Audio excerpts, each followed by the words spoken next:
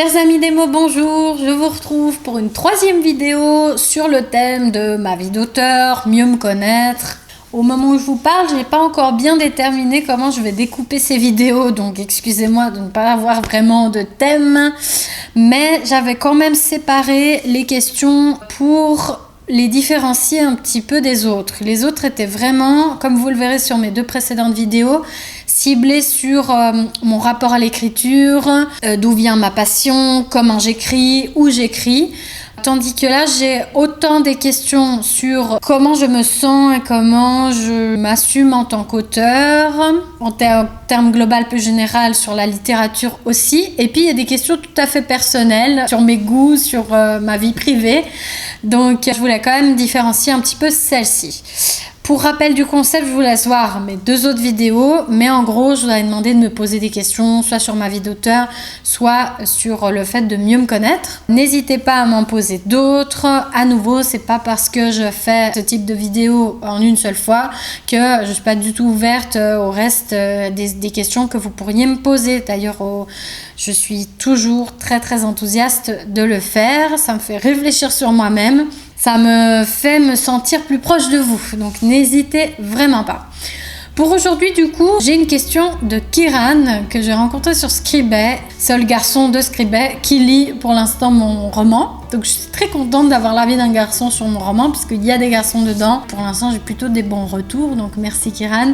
Et puis je vous invite, comme pour les précédentes vidéos, à aller voir ce qu'il écrit parce que je n'aime pas normalement le style policier, thriller, enfin thriller un peu plus, mais policier, enquête, blablabla. Et en fait, je suis tombée sur son roman et il est absolument génial, original. Je vous invite vraiment à le découvrir sur Scribd parce que, voilà, il n'est pas terminé encore, mais c'est prenant. C'est vraiment très prenant. Et les personnages sont top. Bon, pour passer à ta question, Kiran, tu me demandes donc quelles sont tes plus grandes peurs en tant qu'auteur. C'est une question profonde. Mes plus grandes peurs, je dirais, de ne pas être lu, ce qui en fait n'a pas, disons, il n'y a pas vraiment lieu d'être, c'est-à-dire que je suis déjà lu, donc je suis déjà comblée, vraiment comblée, mais je dirais pas lu une fois que mon roman sera édité, d'une façon ou d'une autre, hein, maison d'édition, auto-édition, voilà, donc de ne pas être lu. Je ne parle pas de vente, attention. Je parle en fait qu'il y ait un genre de manque de relais, que ce que j'ai voulu transmettre ne passe pas, que les gens n'entendent pas mon message parce que ça manque de diffusion, ça manque d'émotion, ça manque... voilà. C'est un peu ça ma plus grande peur en tant qu'auteur. À côté de ça, j'ai aussi une peur, c'est-à-dire que si finalement ça marche, c'est un cas de figure possible, même si je ne prends pas du tout la grosse tête. J'ai peur de vivre que de ça. Autant c'est un rêve, autant j'ai peur que... c'est un risque de vivre de sa passion, c'est un risque, ça implique énormément de choses différentes, un mode de vie différent, l'incompréhension aussi des personnes qui sont autour, qui considèrent l'écriture comme quelque chose de très artistique et pas de très professionnel. Toute cette crainte autour du vivre de qui me taraude un petit peu, qui me donne très envie, mais en même temps qui amène en moi certaines craintes. Moi, très terre à terre, très je prévois ma vie, voilà, et un côté aventure un peu dans tout ça. Donc mes plus grandes craintes, ce serait celle-ci. Et ensuite, il me demande quelles sont mes plus grandes fiertés en tant qu'auteur. Mes plus grandes fiertés, c'est quand un lecteur ou une lectrice me dit « Je suis bouleversée par ce moment ». C'est une fierté, je me dis j'ai réussi à toucher quelqu'un au plus profond de ses souvenirs, au plus profond de son cœur. Et alors ça veut dire que mon message il est passé. Il est passé pas forcément comme moi je l'ai ressenti, mais il est passé selon le ressenti de la personne, qu'il a interprété à sa façon, avec son vécu. Ça, c'est ma plus grande satisfaction. Et puis, je pense, si je me projette aussi à nouveau dans le futur, ma plus grande fierté, ce sera d'avoir mon livre dans mes mains. Et là, j'aurais réalisé tous les rêves de ma vie. J'avais, je dirais, 3 gros rêves. On a tous des rêves. J'ai plein de rêves encore. Mais j'ai 3 vrais grands rêves. Et j'en ai déjà réalisé 2. Donc là j'aurais réalisé tous mes grands rêves et je serais genre méga what the fuck, c'est-à-dire qu'est-ce que je fais maintenant? J'ai tout fait, qu'est-ce que je fais maintenant? Troisième question, si on te demandait d'éradiquer un personnage des Inséparables, qui supprimerais-tu? Pour quelle raison? Pourquoi tu me poses cette question, Kiran? Je ne peux pas les tuer, je ne peux pas.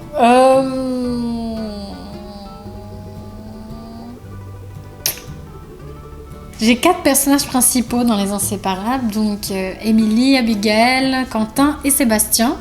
Vous verrez du coup, d'ailleurs dans le résumé, c'est pas un secret, mais vous verrez que un des 4 disparaît. Et malgré tout, il ne disparaît pas, c'est-à-dire que par des moyens, il arrive à rester en contact et présent dans le récit pour apporter sa propre personnalité, son propre déroulement, sa propre importance auprès des personnages qui vont, eux, continuer à évoluer. Donc même comme ça, en faisant disparaître un personnage, j'ai pas réussi à vraiment l'enlever complètement. C'est un dilemme.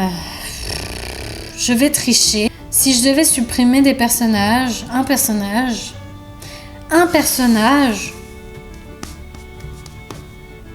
ce serait le père. Oh purée, c'est dur. Oh, c'est dur. D'une manière globale, allez, je dirais les parents des personnages. Ils apportent chacun leur sauce, leurs émotions, leur déroulement, et c'est quand même eux qui ont mis au monde les personnages principaux. Mais je dirais que si je devais me passer de ce personnage, et je pense même pour le lecteur, ils sont nécessaires dans le déroulement de l'histoire, je les ai mis là pour une raison, mais on pourrait aussi ne pas avoir de détails sur eux, et je pense qu'il n'y aurait pas de frustration. Donc j'ai triché. Je suis désolée parce que c'est impossible pour moi de choisir lequel je ferais complètement disparaître. Trop dur. Désolée.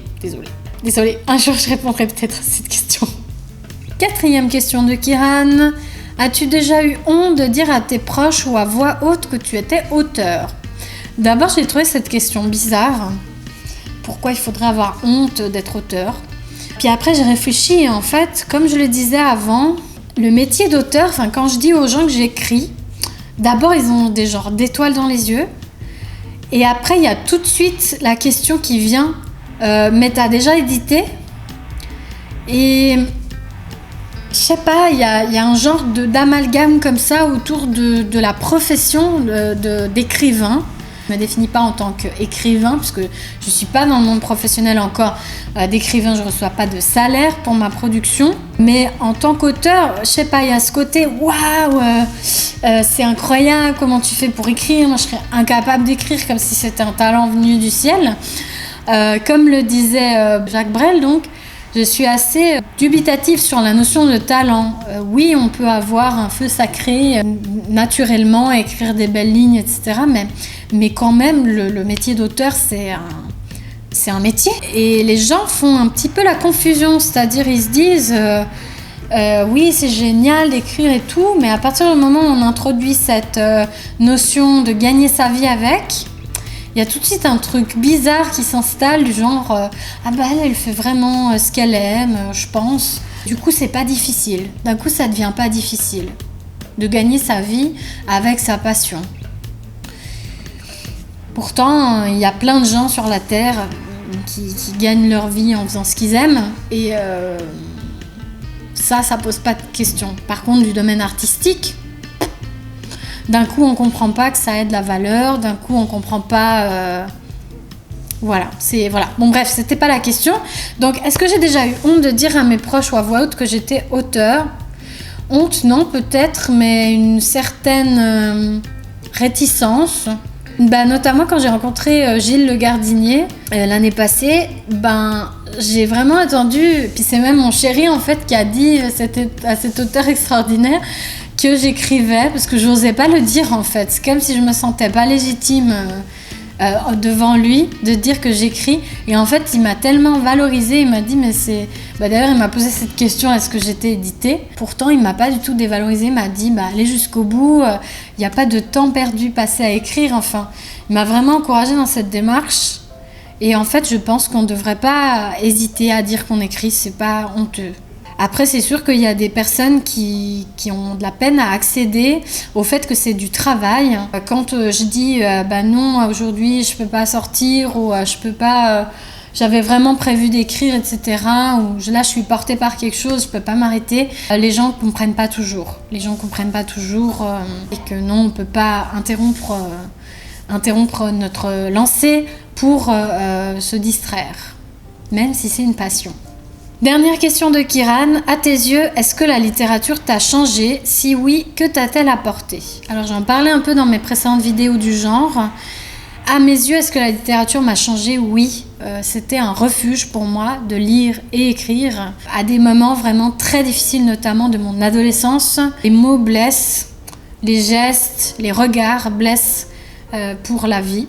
La littérature m'a permis de m'échapper de ça, de aussi communiquer avec ma mère dans des moments où j'arrivais pas à parler, parce qu'elle m'a toujours dit, j'étais très fusionnelle avec ma mère, si tu n'arrives pas à me dire ce qui ne va pas, écris-le moi sur un papier. Alors ce que je faisais, c'est que j'écrivais tout ce que je pensais, j'allais lui donner et je courais dans ma chambre pour pas voir sa réaction et pas être confrontée directement à sa réaction. Et ensuite elle revenait vers moi discuter, c'était très difficile, mais au moins je lui avais déjà dit ce que j'avais à lui dire et j'avais plus besoin de parler. Parler en public, c'était toujours très difficile pour moi, donc la littérature soit m'a servi de refuge d'un monde imaginaire qui m'a permis de vivre des choses, de m'approprier des émotions à travers un autre univers, de la fiction, d'une manière générale. Alors je parle pas forcément de fantasy, de steampunk ou de monde imaginaire, mais de fiction tout simplement, soit m'a permis d'aller vers les autres.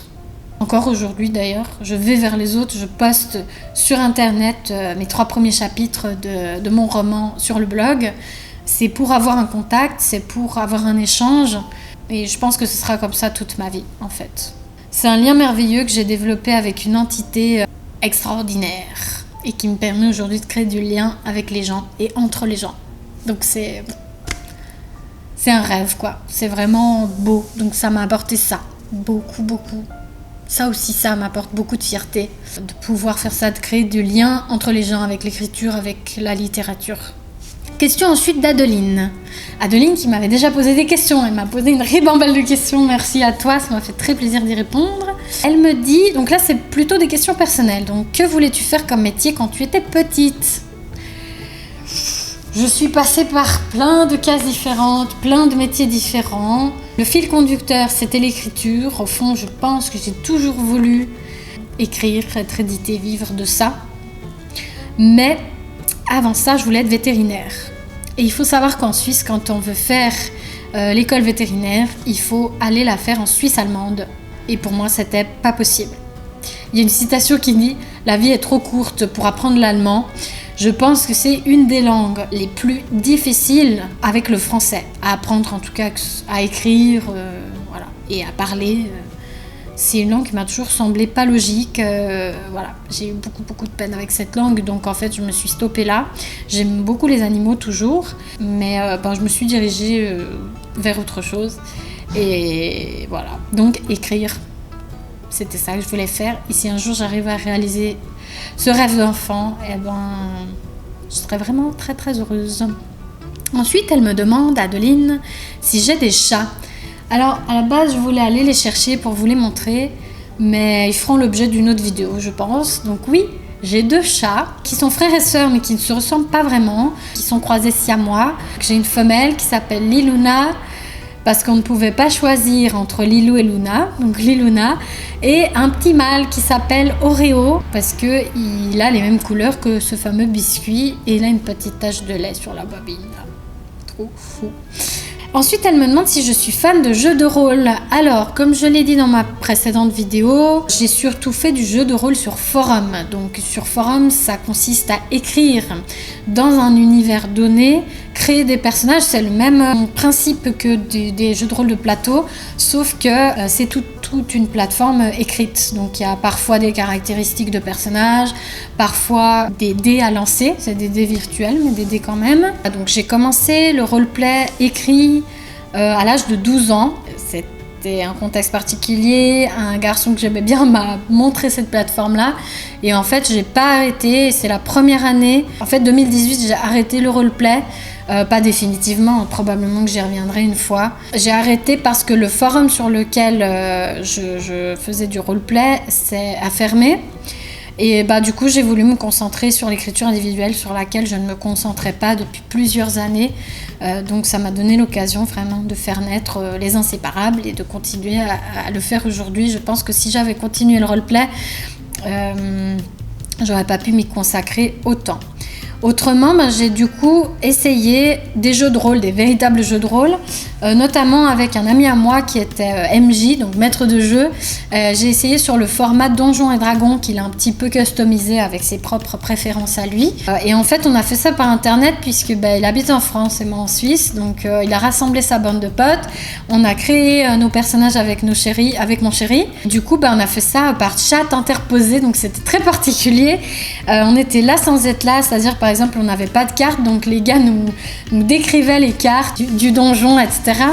Mais j'ai adoré en fait créer ce personnage dont j'ai gardé le nom pour après faire du roleplay écrit aussi. Et c'est un tout autre mode, bien qu'il y a des similitudes. Alors fan de jeux de rôle, non, j'adore parce que ça fait vraiment travailler l'imagination et voilà.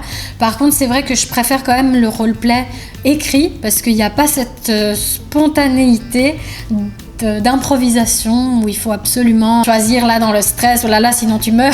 Voilà. Et puis je reste quelqu'un d'assez timide, donc le roleplay écrit me convient mieux, mais c'est avec grand plaisir qu'une fois je referai du roleplay normal, parce que j'aimerais bien retenter l'expérience. Et ensuite, dernière question d'Adeline, quel est le meilleur souvenir de ton adolescence ? Alors je t'avoue Adeline que quand j'ai vu cette question, j'ai fait parce que comme j'ai dit avant, l'adolescence pour moi, c'est pas du tout une bonne période. J'ai été victime donc de moqueries, de rejets, de farces, pas des choses très très violentes ou qu'on pourrait catégoriser de graves. C'est quand même des choses qui sont restées profondément ancrées en moi. Je pourrais en parler plus en détail si vous êtes intéressé par ce thème. Ça me ferait plaisir de partager ça avec vous. Après, ça dépend un petit peu aussi dans quelle tranche d'âge tu catégorises l'adolescence. Et pour moi, les moments difficiles qui sont catégorisés à l'adolescence, ils ont commencé à 12 ans. Où j'ai fait une dépression d'1 an et demi quand même. À 12 ans, c'est un peu tôt pour faire une dépression, mais j'ai fait une dépression.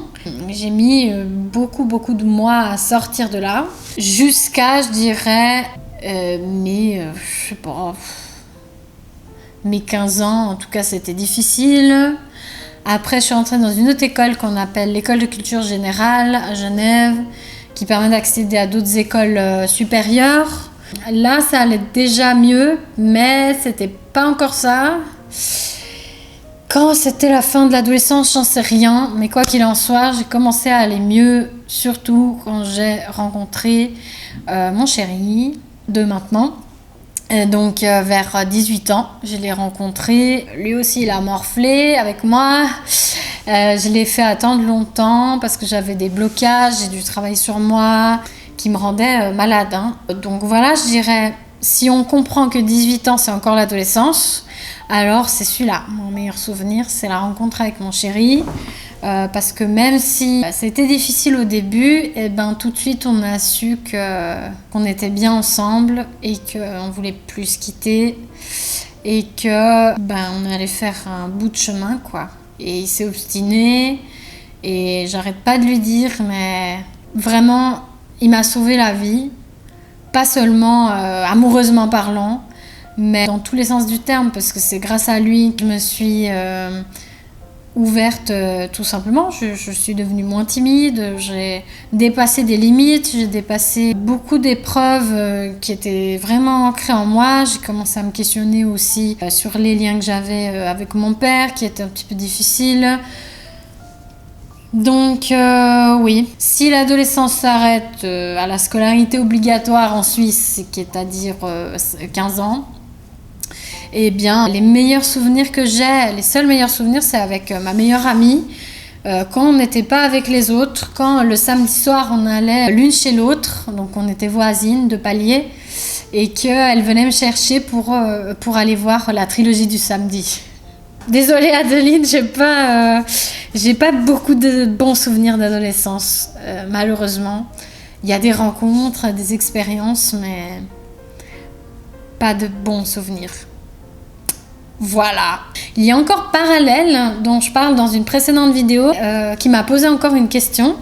Et donc elle me dit... Pourquoi as-tu choisi de dissocier les deux, c'est-à-dire créer une page Facebook d'auteur plutôt que ton profil personnel? Quels avantages cela a selon toi?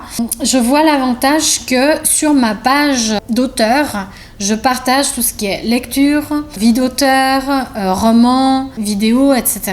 qui concerne l'écriture et la lecture. Sur ma page perso, je partage tout et rien, des choses qui m'intéressent, des choses qui comptent pour moi. Et puis surtout, j'ai tous mes amis, toute ma famille sur Facebook. Je sépare les deux parce que je tiens un petit peu à ma vie privée quand même. Mon profil privé est privé sur Facebook, donc on ne peut pas accéder à mon profil. Bien qu'il y ait le nom qui est affiché, mais on ne peut pas m'ajouter, par exemple, si on n'a pas d'amis communs avec moi. Donc, je refuse systématiquement toutes les demandes de gens que je ne connais pas en général. Je tiens en fait à ma vie privée et je partage des choses sur ma page perso que je ne partagerai pas forcément sur ma page d'auteur. En revanche, tout ce qui est sur ma page d'auteur, je la partage sur ma page perso, puisque effectivement, dans ma tête, ce n'est pas dissocié. La Legna Flo qui écrit, c'est la même qui vit tous les jours dans la vraie vie, quoi. Mais simplement, je tenais quand même à séparer, principalement pour une question de confidentialité. Parce que j'estime que les gens qui me suivent en tant qu'auteur, déjà ne sont pas hyper intéressés par ma vie de tous les jours. C'est pour ça que je vous dis, si telle ou telle vidéo vous intéresse, je l'ai fait, mais tant que ça ne concerne pas l'écriture ou la lecture, spontanément, je ne vais pas faire des vidéos sur ma chaîne. Alors du coup, c'est la fin de cette vidéo. Je remercie vraiment toutes les personnes qui m'ont posé les questions. J'ai eu beaucoup de questions, des questions très intéressantes, très introspectives parfois, qui m'ont amené vraiment à réfléchir sur moi. Et du coup, j'étais très très contente de partager les réponses avec vous. Donc n'hésitez jamais à me poser des questions. D'une manière générale, je réponds. Si c'est trop personnel, je vous le dis. Mais en général, vous n'êtes pas du tout intrusif. Et autrement, si vous voulez me suivre un peu dans mon quotidien, etc., n'hésitez pas sur mes différents profils, Instagram, Facebook, YouTube, mon blog aussi que je laisse ouvert. Même si je ne publie pas de nouveaux chapitres sur mon blog, vous pouvez me suivre sur Scribd. Donc n'hésitez pas à revenir vers moi, à me poser des questions, à me solliciter, à vous intéresser à ce que je fais. Et alors, je m'intéresserai aussi à ce que vous faites et à ce que vous pouvez m'apporter. Puisque, comme je l'ai dit, dans l'ensemble de ces vidéos, je m'inspire des gens qui m'entourent, des choses qui se passent autour de moi pour écrire mes romans. Et j'ose espérer que ça restera toujours authentique. Donc voilà, fin de cette vidéo. Je vous dis à bientôt et surtout à bientôt entre nos lignes. Ciao, ciao!